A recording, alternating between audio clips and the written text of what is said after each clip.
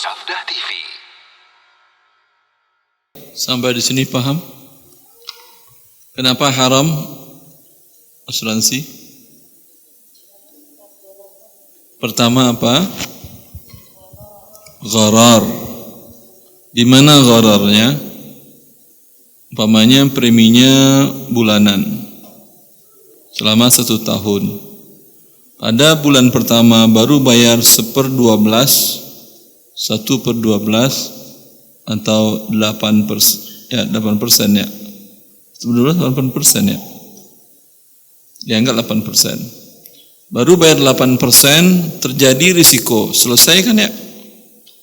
Selesai atau masih lanjut? Selesai, dia dapat ganti rugi atau klaim asuransinya. Tadi yang dibayar umpamanya 1 juta, yang didapat mungkin 100 juta. Jelas? Berarti tidak jelas. Bisa jadi selesai 1 tahun dia bayar 12 juta, tidak ada risiko terjadi. Uang menjadi milik si pihak PT asuransinya. Berarti kan nggak jelas. Apakah 1 juta, apakah 2 juta, apakah 3 juta, apakah 12 juta dan hilang semuanya. Berarti mengandung unsur gharar dan gharar diharamkan. Yang kedua, kenapa diharamkan? Qimar atau judi. Kalau ini sudah jelas tadi kan ya? Bisa diulang ibu-ibu di mana judinya?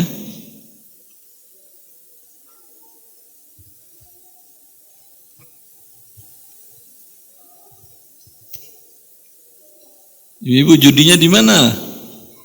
Ketidakpastian kondisi yang ketika kita baru membayar, misalnya baru membayar 1 kali lalu terjadi sesuatu yang menanggung tuh harus membayar secara keseluruhan padahal kita membayar baru 1 kali gitu. Jadi resiko ditanggung sama yang memberikan asuransi. Jadi gorornya tingkat tinggi seperti itu, Ustaz. Yang namanya judi bila satu pihak untung, satu pihak lagi rugi, begitu kan ya? Ya, Ustaz. Ya, dan itu tidak jelas rugi untungnya. Ya. Kapan jelasnya? Bila terjadi risiko. Bila terjadi risiko, maka yang untung siapa? Pembayar premi atau perusahaan asuransi? Pembayar premi. Bila tidak terjadi risiko, siapa yang untung? Perusahaan asuransi. Pihak asuransi. Ya, kapan terjadinya tidak jelas. Itu namanya judi. Ya, Masya Allah, betul sekali. Yang ketiga, ada apa? Kenapa tidak boleh? Riba. Silakan bapak-bapak, ribanya di mana? Bapak-bapak dikit, ibu-ibu lah. Bapak dikit, ibu yang banyak.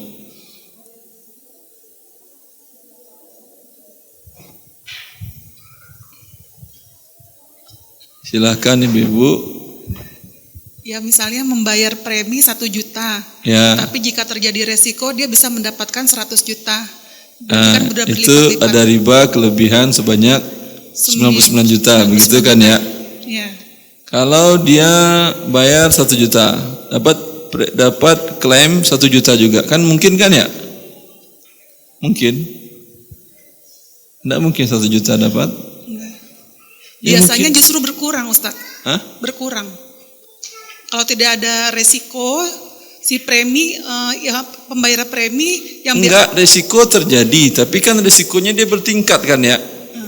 Ada yang besar 100 juta, ada juga yang kecil 1 juta. Seperti umpamanya resiko kecelakaan lalu lintas. Semoga Allah jauhkan kita dari musibah ini. Ya, apakah kalau cuma lecet luka 1 doang begini dapat juga 100 juta? Harus meninggal dulu. Iya, saya yang tanyakan bukan meninggal, lecet dikit aja. Luka sebanyak setengah senti, dan pun cukup pakai tiup-tiup, dah berhenti. Itu juga klaimnya 100 juta juga, enggak kan? Berapa klaimnya? Paling 1 juta kan ya? Hah? Andai itu terjadi, andai. Ini ribanya riba apa namanya?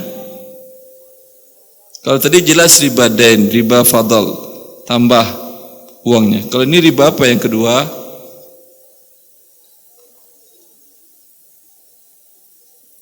Itu yang riba jahiliyah. Bayar sekian, pinjamkan kasih dia uang sekian, nanti bayar berlebih. Itu ya riba. Ya bayar premi 1 juta, nanti dibayar oleh asuransi 100 juta. Tapi tidak pasti dapat. Ya. Tapi mungkin terjadi riba nantinya, dan ketika terjadi riba. Silahkan. Kalau seperti kasus tadi, itu riba juga atau bukan? Dia bayar premi baru 2 juta, dapat klaim asuransi 2 juta. Termasuk riba karena di awalnya kan sudah ada perjanjian akadnya. Apabila meninggal dapat sekian, kalau luka ringan sekian, berarti kan dia sudah mengetahui akad di awalnya. Kalau itu ada riba. Iya, akad di awalnya kan bila luka ringan dapat 2 juta seperti tadi. Itu ringan luka ringan banget dapat 2 juta. Kan tadi gores cuma 1 senti dan berdarah, ditiup-tiup 5 menit, selesai urusannya, alhamdulillah.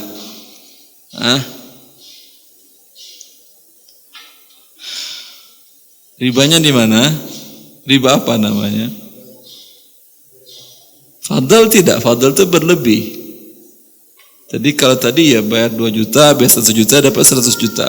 Sekarang baru bayar 1 juta atau 2 juta dapat juga 1 juta, 2 juta. Sama dia dapat. Ada riba juga kah? Ya, riba nasi'ah.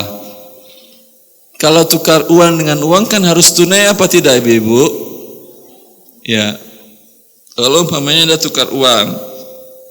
Nih, tukar 100 ribu dong ke tetangga atau ke warung sebelah. Kata warung sebelah, yang ada cuma 70 ribu dulu ibu. Yang 30 ribunya biasanya nanti kalau udah ada siangan dikit saya kasih ke ibu. Ya udah nggak apa-apa, saya ambil 70 dulu ya. Ya. Ini riba apa tidak?